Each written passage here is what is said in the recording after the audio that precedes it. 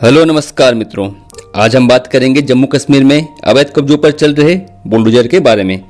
तो यह खबर बहुत इंटरेस्टिंग है, जानने के लिए पूरी वीडियो को जरूर देखें।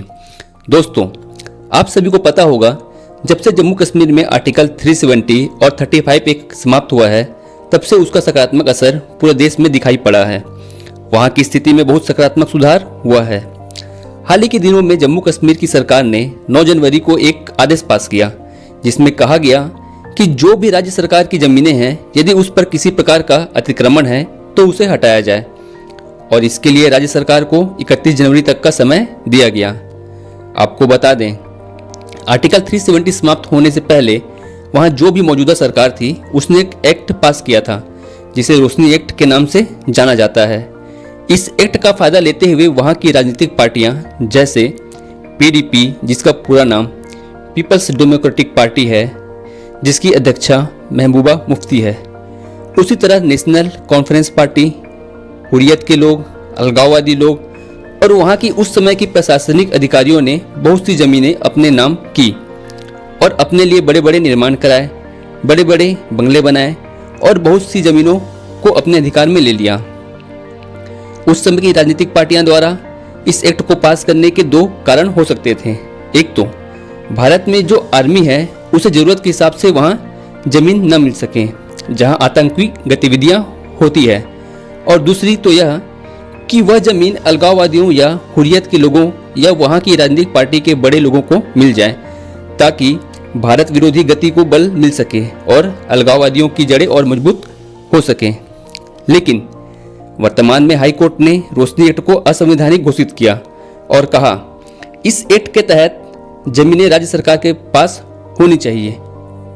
जिस प्रकार बुलडोजर बाबा के नाम से फेमस योगी आदित्यनाथ उत्तर प्रदेश से हैं, उसी प्रकार जम्मू कश्मीर के राज्यपाल मनोज सिन्हा जी भी उत्तर प्रदेश से ही हैं।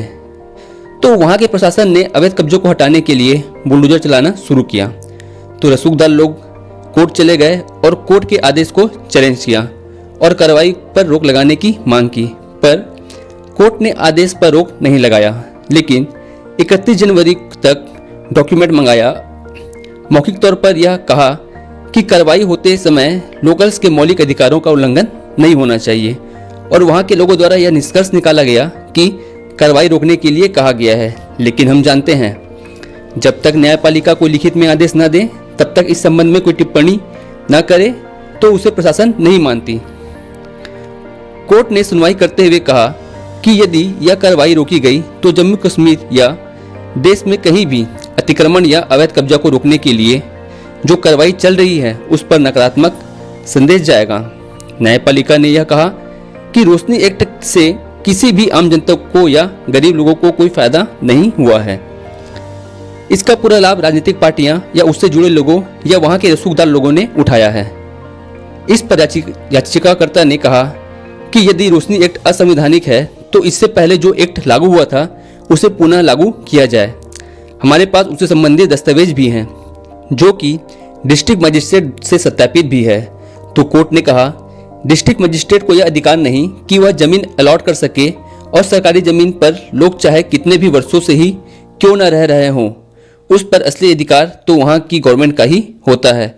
तो इस प्रकार हम कह सकते हैं कि आर्टिकल 370 के बाद से जम्मू कश्मीर की स्थिति सुधरी है और अभी और सुधार होना बाकी है। तो आपको यह वीडियो कैसा लगा? पसंद आए तो लाइक करें, वीडियो पर कमेंट्स करें, अपनी राय दें। ना पसंद आया हो तो डिसलाइक भी करें, लेकिन कोई ना कोई एक रिस्पॉन्स पक्का करें। धन्यवाद।